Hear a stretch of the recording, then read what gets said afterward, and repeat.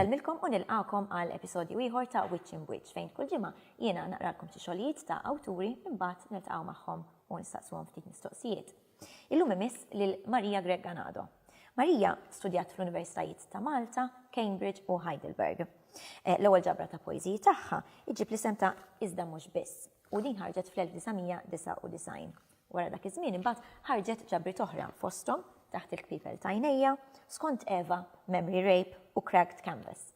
Fl-2016 rebħet il-Premju Nazzjonali għal kontribut siewi fil-qasam tal-kitba. Fis-sena 2000 rebħet il-medalja għal Qadi tar-Repubblika. Bħala membru ta' Inizjamed introduċiet il-Literature Across Frontiers li għadha torganizza fih dan il-Festival tal-Letteratura Mediterranja. Hija qalbet ukoll ħafna xogħlijiet tal-Inizjamed għall-Ingliż. Però ngħaddu issa għall-qari ta' ftit mill-poeżiji tagħha. U nibdew b'Gaja. Meta jseħħsa fl-aħħar li timbet ġewwa moħħok mistoqsija u int ġo qalbi tfittex it-tweġiba, jista' jitnissel minnha bniedem tas-sew u jkun jaf iqim il-ħajja u jsib semu mill-ħolqien. Ma tafx illi minsuġa bdew l-ewwel eruq tagħna u li għal xejn ma qdartni warrabtni tul is-snin bl-iskuża tal-kustilja. Ma tafx li hekk jew hekk xorta minn għandi nqatat it-tuffieħa. Issa li ħnoqt lil frott, qaċċat lis-siġar u fgajt li xmajjar ta' ilmiet il-ħajja biex gburi stajt tirkibni, ittaqqalni bil-ġebel u bil-ġid li ma jsarfux ħlif mewt. Għaliex tissokta trid tordom ma' xtieli it-tama tax-xirka waħdanija li taf teħlisna l-koll. Xwirt se tħallilu l-ġensek, makus mill-istess sakra li abbużat mid-dilja li ħaġret in-nixxija. X'jista' jiswilu l-ġensek li fil-mistrieħ ta' sidri. Issa li qtajta xewqtek iqaf daqsxejn fi ħdani. Għalfejn tinfirex iż-żerrija. Midda bil-mod ġo ħoġri sabiex tista' tiġġedded sa fl-aħħar ir-rebbija.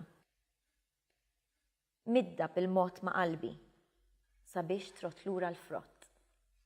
U dik kienet Gaja u issa ngħaddu għal Larinġa mill-istess ġabra, iżda mhux biss. Larinġa. Konna poġġejna bil-qiegħda fuq l-adba tal-kċina, inqaxru l-larinġ. Bħal qisu mdendel mis-saqaf tal-bitħa, il-qamar werwirna daqskemm kien mimli, aħmar, sabiħ. Jiena qomt b'sabta, nitħaq ħanduqu. Int qabat li idi l-leminija u hekk alla rrieda gdimt li qamar żgħir hawn taħt il-minkeb fejn il-ġilda tibjat. Ħassejtni ninqasam felli felli. Felli għal meta tweġġani. Felli għal meta tadirni. Għal meta tordna li nitlaq kollox u niġi ħdejk. U felli mimli mera għal meta tħobbni. Tmellis li xari. Tmellis li sidri. U tigdimni bil-mod hawn taħt il-minkeb, taħt qamar Larinġa jaħraq f'għajnejk. Ngħaddu għal poeżija oħra, darba mill-ġabra taħt il-kpipel ta' Għajnejja. Jisimha L-iskantata. Darba kien hemm tifla u siġra u ktieb u kienu jiltaqgħu spiss fil-ħarifa, fix-xitwa, fir-rebbija. Is-siġra kienet iżżomm lit-tifla f'dirajja u t-tifla kienet iżżomm il-ktieb f'idejha. U għajnejha kienu jaqduhom il-koll fil-ftuħ tal-kliem. Fis-sajf kienet iżżomm in-nifs u ġġor kollox jinħalf il-baħar lilha nnifisha, lill-ktieb u lis-siġra sakemm terġa' lura l-ħarifa. Imbagħad terfa' l-baħar ta' ġofija f'dirajn is-siġra mill-ġdid mal-ktieb. Xi drabi kienet tieqaf tiskanta. Dik kienet l-iskantata u issa ngħaddu għall-aħħar waħda għallum jisimha Qatra Baħar għal-ċali. L-ilħna tal-ħolqien li tiegħek mhumiex xorta jitrassu fik sabiex titmagħhom. U hemm min jaħseb li tiegħek hija l-bikkja u hemm min jifhem. L-ispirtu m'għandux tajjeb jew ħażin. Jiġġewwaħ ġewwa ħalqek, jokrob mitħajja. U qalbek ken għat-trab li tiġbor intu miexi il-kliem li tileġ, trab ma jerġax isir.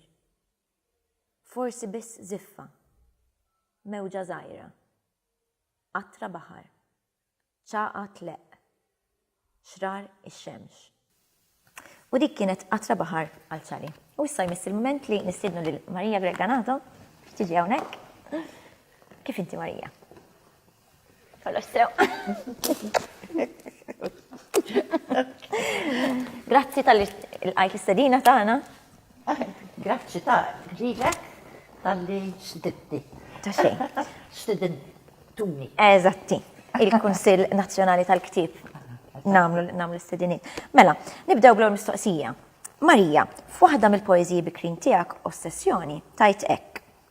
Għax jiena mara, iva, u le, b'daqstant ma nafx sew, xiġifieri, għalhekk għalija issa wasal iż-żmien li nsir naf. Għalfejn hemm dan is-sens ta' diskontinwità fir-rappreżentazzjoni tal-figura femminili fix-xogħol tiegħek? U minn fejn ġejja din it-tensjoni bejn l-identifikazzjoni tal-mara u l-vuċi tal-poeta mara? Min iżda mhux biss il-poeżija. Dik infatti minn tal-ewwel li ktibt u semmejt il-ġabra ukoll waqt il-poeżija. Le, għax infatti kif tkompli l-poeżija turik x'kienet jiena naħseb illi avolja ħafna nies jiktbu kmieni, jiena bil-Malti bdejt nikteb tard għax qishom il-poeżiji ġewwa ħedhom. Għax qabel kont nikteb l-Ingliż, imma qatt ma kont ippubblikaj. U iva kif qed tajt int.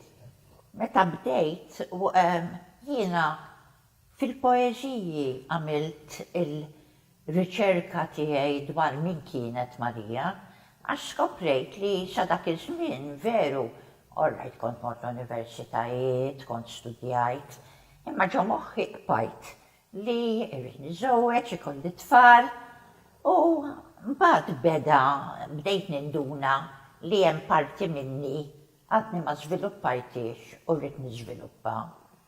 U mela hekk qiegħda jiġifieri li iva jiena mara u le ma nafx jiġifieri. Jiġifieri li tkun mara sħiħa. Infatti ħafna nies li jgħiduli għax qed tikteb bil-Malti ma ta' tikteb tajjeb bl-Ingliż. U kontra xemmin jgħid għal tikteb bl-Ingliż meta tikteb tajjeb bil-Malti. Ngħidilhom ejda bl-Ingliż dik. Ejda għax jiena mara iva, dik li iva ta' wara, importanti ħafna bl-Ingliż biex tajt I am a woman, I am a wife, I am a woman of integrity. Bil-Malti tajt għax jiena mara. U għallek għandi dik iva, għax jiena mara. Iva, għax meta tajt jiena mara, tfisser ukoll I have integrity. Mela għandek lingwa rikka bil-potenzjal tagħha. Risposta għal min jgħidli għaliex tikteb bil-Malti wkoll. Tajjeb. Gaja, poeżija oħra minn tal-bidu li fil-fatt rajt aktar qabel, hija partikolarment interessanti għax fiha l-vuċi tal-mara issir il-vuċi tan-natura. Protesta ambjentalista li ssir fl-istess nifs protesta femminista.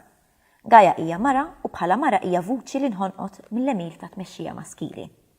Ħanfakru billi naqraw silta, issa li ħnoqt lil frott qaċċat lis-siġar u fgajt li xmajjar ta' ilmiet il-ħajja biex gburi stajt tirkibni, ittaqqalni bil-ġebel u bil-ġid li ma jsarfux ħlif mewt. Klimi bes ħafna li għandu rezonanza kbira fil-Malta ta' żmienna. Tista' telabora fuq din l-identifikazzjoni? L-ewwel ħaġa Gaja l-isem biss hija l-isem tal-bniedma fil-mitoloġija Greka li kienet l-ewwel weldet il-Kronos li huwa żmien. U mbagħad ma' Kronos weldet it-Titans. Jiġifieri fil-mitoloġija Greka il-mara ġiet qabel ir-raġel għax ġie weldet u hija wkoll l-isem li nagħtu lid-dinja bħala l-art.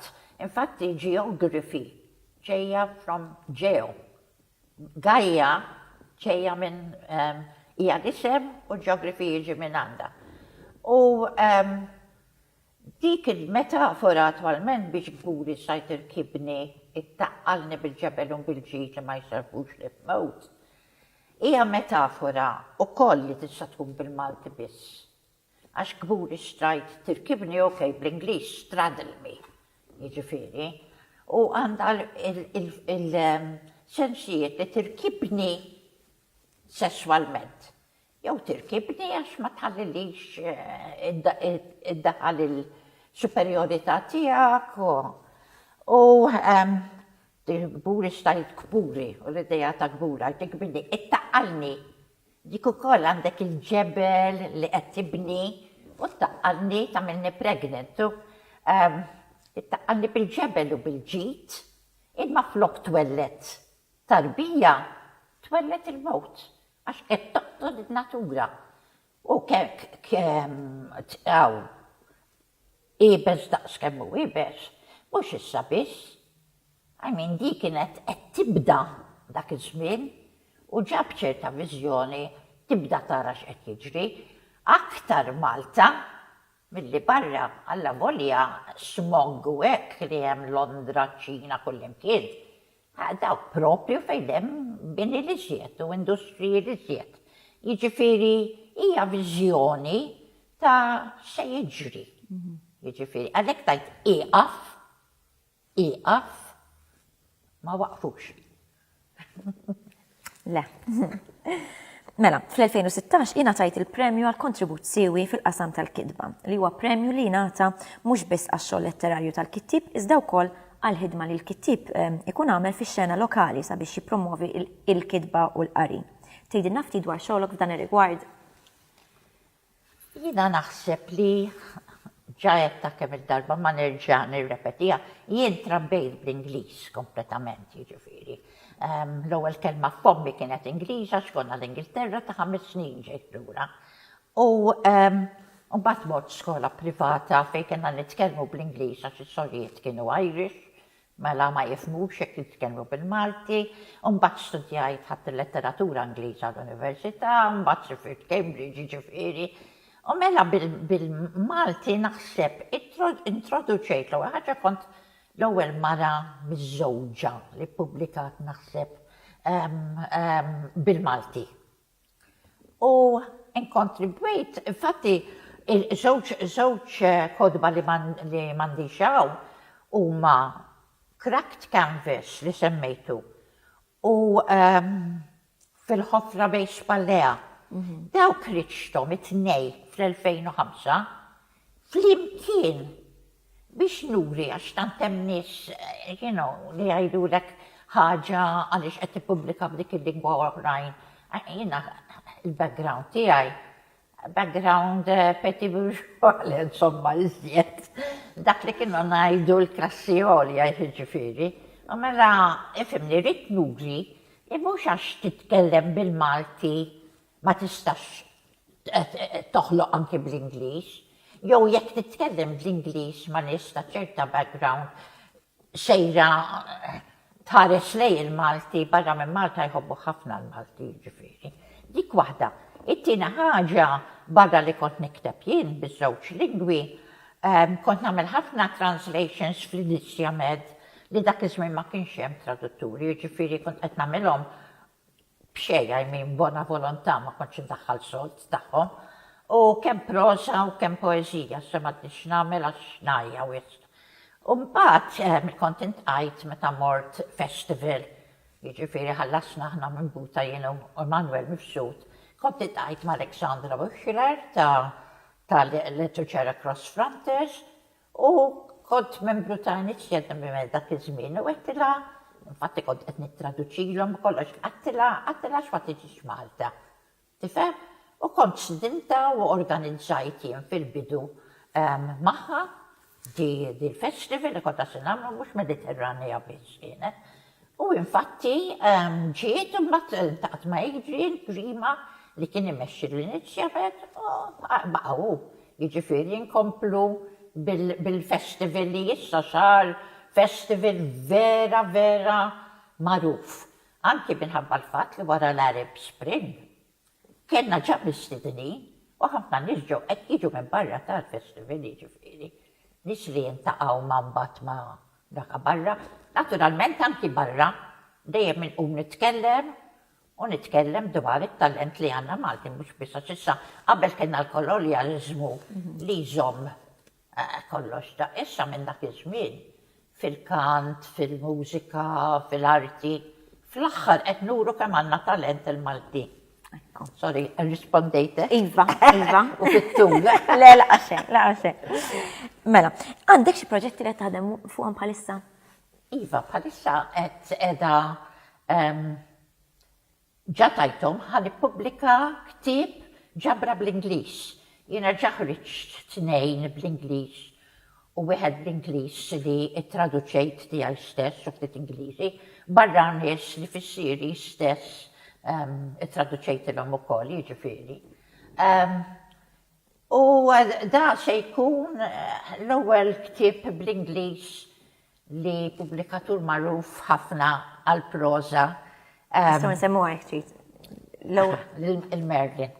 Ħajjoħroġ ktieb il-poeżiji l-ewwel darba u se joħroġ ktieb tiegħi jiġifieri. U jismu Framed. Infatti ara billi da bl-Ingliż ħanħajjar in-nies, nixtieq naqra qasira ħafna. Xi 8 linji jew 10 jiġifieri. It-titlu Shades of the Prison House ħadtu minn ta' Wordsworth għandu poeżija u għandu dil-istanza jiġifieri sabiħa ħafna fejn jgħid li t-tfal jitwildu b'viżjoni u mbagħad jitilfuha. Infatti l-aħħar linja qiegħda at length the man perceives it die away and fade into the light of common day. U għalhekk semmejta Shades of the Prison House għax jemmen li il-bniedem jitwielet liberu, free, b'viżjoni u ftit id-dinja iddaħlu f'gaġġa jew fil-ħabs tal-materjaliżmu. The children come, the children go, and in between some children grow. Here in this wild are children's eyes following birds across dark skies. Now in this dirt are children's hands seeming to reach for fruitful lands. Hard on this ground are fallow creeds, still hungry for our children's seeds. The children come, the children go, but in the end some children grow. Sabi ħafna. Thank you. U għandi ħafna poeżiji jiġifieri f'dil-ġabra xili ma nippubblika minn 2005 jiġifieri u nittama li tmur tajjeb jiġifieri għaż-żewġ naħat. Gburija ħafna li rbaħt dak il-premju jiġifieri minn National Book Council għall-kreatività kollha. Anki reviews kont ktieb jiġifieri. Mela, Marija, issa hawnhekk qed naraw daqsxejn kotba li kienu importanti għalik. Għidilna xi ħaġa dwarhom. Ħanibda bil-poeżija x'hekk jafun in-nies. Da l-ewwel li qrajt għall-low level ta' Keats u kien li assolutament webbilli għall-poeżija jiġifieri u għadni niftakarhom bl-amment mhux kollha imma linji pereżempju bħal now more than ever seems it rich to die. You know, meta qed jitkellem dwar where youth hear women sit and hear each other groan, where palsy shakes a few sad lost grey hairs, where youth grows pale and spectre-thin and dies, what to think is to be full of sorrow and leaden-eyed despairs. U tista' tara daw mhux in-noti li kont innizzel biss tal-klassi li kont naqrom tara. Li kont naqrom u jew anki waqt li kont qed ngħin it-tfal għall-low level għax kellhom Keats ukoll. Imma insomma Keats assolutament kont influenza kbira. Fejn ħadd ieħor fil-banju ikanta. Jiena kont ngħid il-poeżiji u jekk hemm xi kelma li ma niftakarx ngħid dik il-kelma ma ħadix leha sewwa. Għax kull kelma importanti, kull koma, kollox. Ifimni poeżija kważi iżjed tajt li ma tajtx. Għax kif tingħaqad mhux il-kliem biss, kif taqada għandha ħafna livelli, three-dimensional, peress li l-prosa tista' tkun għax pereżempju ktieb ieħor li kulħadd meta jitħaq meta jarani li prosa imma poeżija oħra hija Wuthering Heights ta' Emily Bronte li baqgħet jiena lija dik poeżija, jiġifieri biċċiet tagħha ukoll nafhom bl-imment. You know, my love for Lincoln is like the foliage in the woods. Time will change it, I'm well aware, as winter changes the trees.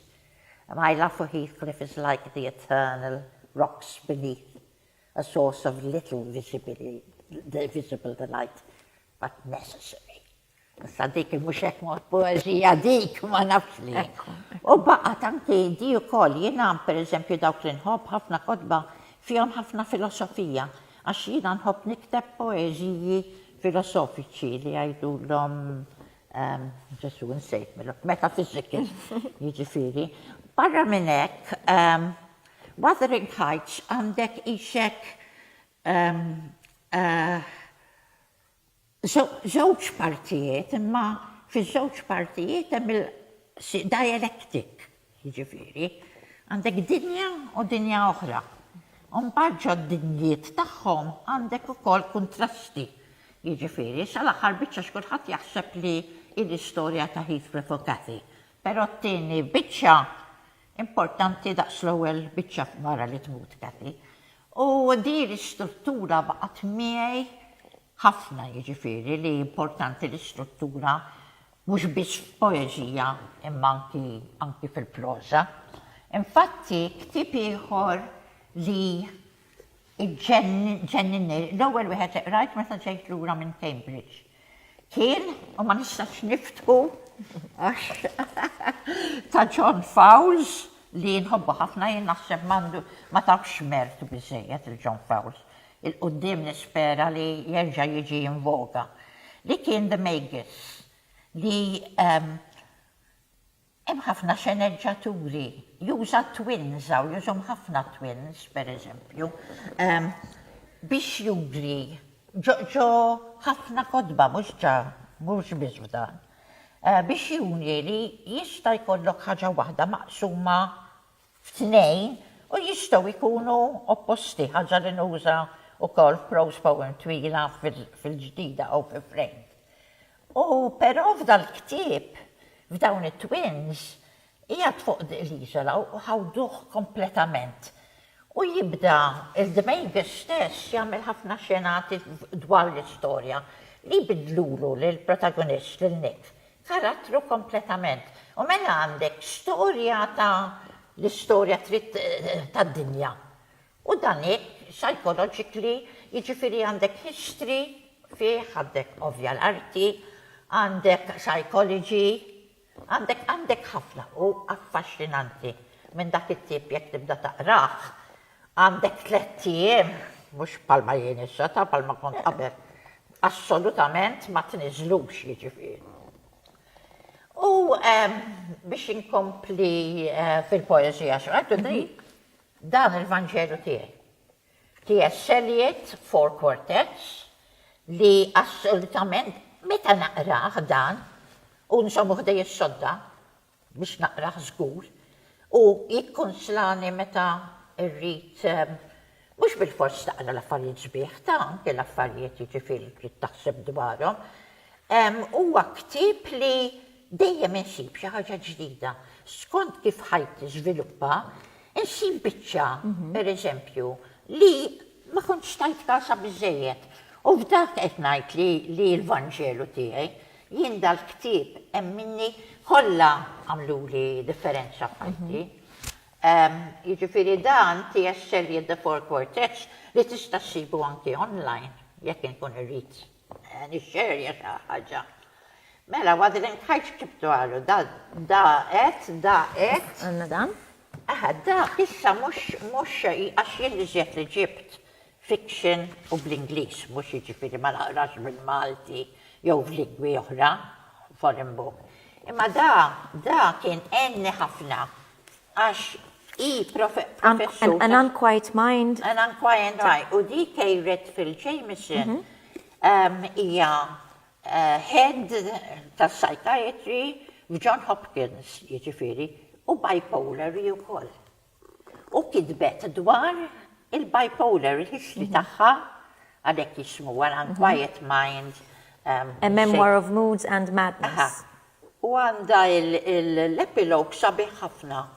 Għax tgħidlek pereżempju li tankso qalet kieku minix qed neħu l-litjum li kont neħdu qabel il-massa kelli nbiddel, anzi żgur ma kontx inkun irrid nkun bipolar. Infatti qed tispjega, jiġifieri ma rridx naqra l-ikraħ tiegħu għax tista' taqra you know, depression is flat, hollow, people cannot abide being around you when you are depressed. Pero jien għamil dak iżjed il-manic side, jiġifieri, infatti rajt x'imkien li vera tottalija. When you're depressed you want to die. When you're manic everybody else wants you to die. Għax tista' vera tkun irritabbli, tkun aggressiva. Fin? Imma dil-biċċa pereżempju tant sibta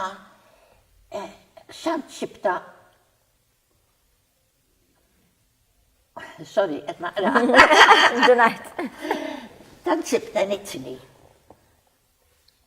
I honestly believe that as a result of this illness, I have felt more things, more deeply, had more experiences, more intensely, loved more and be more loved, laughed more often for having cried more often, appreciated more the springs for all the winters, worn death as close as dungarees, appreciated it and life more, seen the finest and the most terrible in people, and slowly learned the values of caring, loyalty, and seeing things through.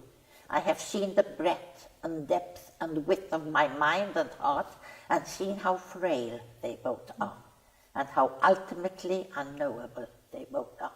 Depressed, I have crawled on my hands and knees in order to get across room, and have done it for month after month.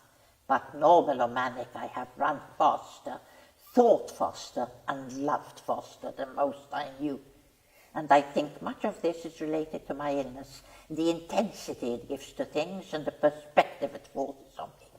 I think it has made me test the limits of my mind, which while wanting is holding, and the limits of my upbringing, family, education, and friends. Sabi ħafna. This is ma Vera, kajena. Meta naqra. Imma dak li rrid ngħid li ġifieri, issa sfortunatament wasalt fil-rapid cycling.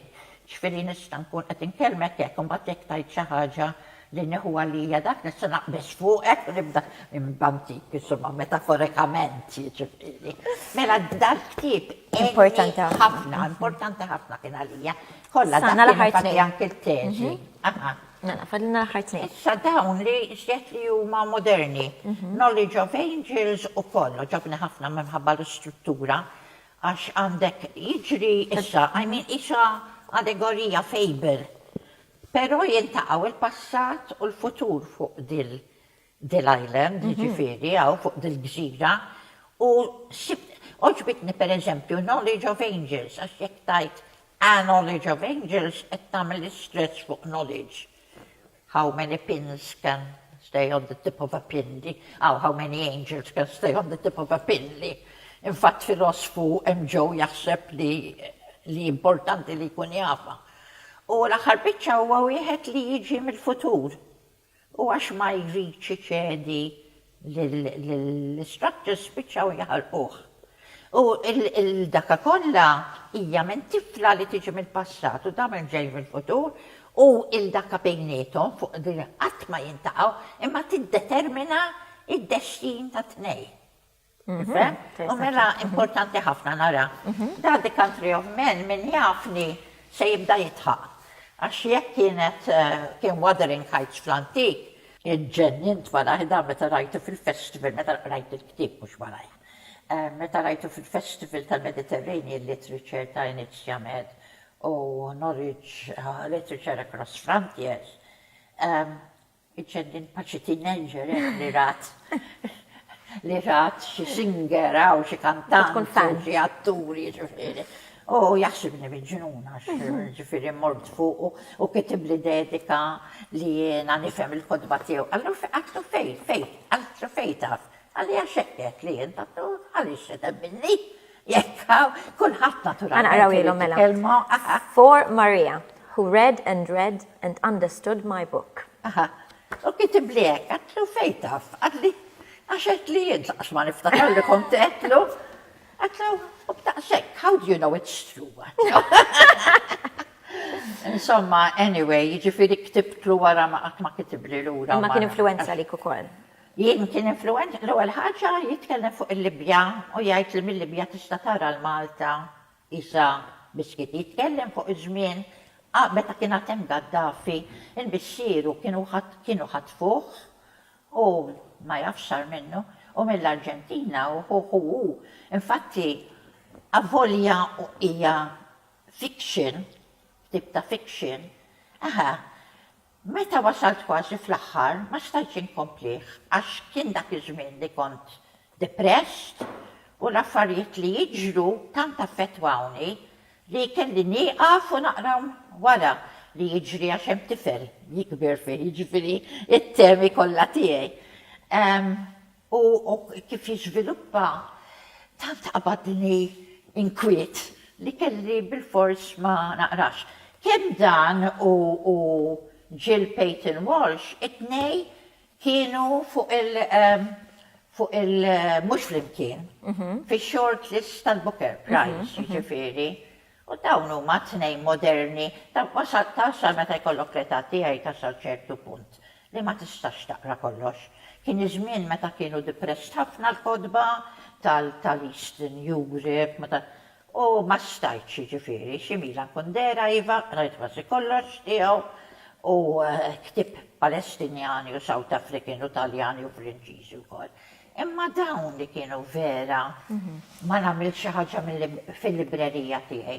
Dak għandi kopja, dak il-ktib għandi kopja. Xtrajt l-ewwel edizzjoni tiegħu bil-firma tiegħu. Infatti ma nafx kemm ħajkolli biex nurik kemm inħobbu. Tajjeb, Marija, naħseb għazana fit-tmim din intervista, grazzi ħafna. Grazzi lilek. Tal-li samt dan kollu maħna. Għal-kodba dit-taqamija, Antonella. Ekku. Issa dit-tama li narak fuq il-park.